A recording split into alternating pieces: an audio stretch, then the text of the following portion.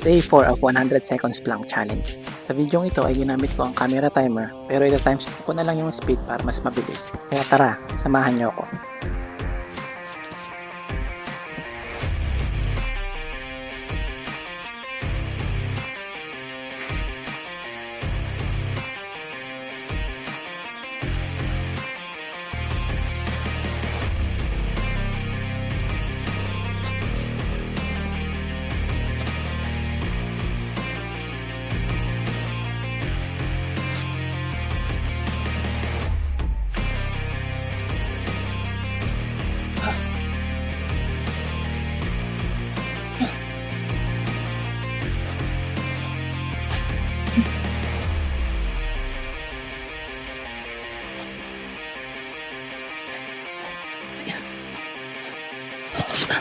At yun, natapos din ako.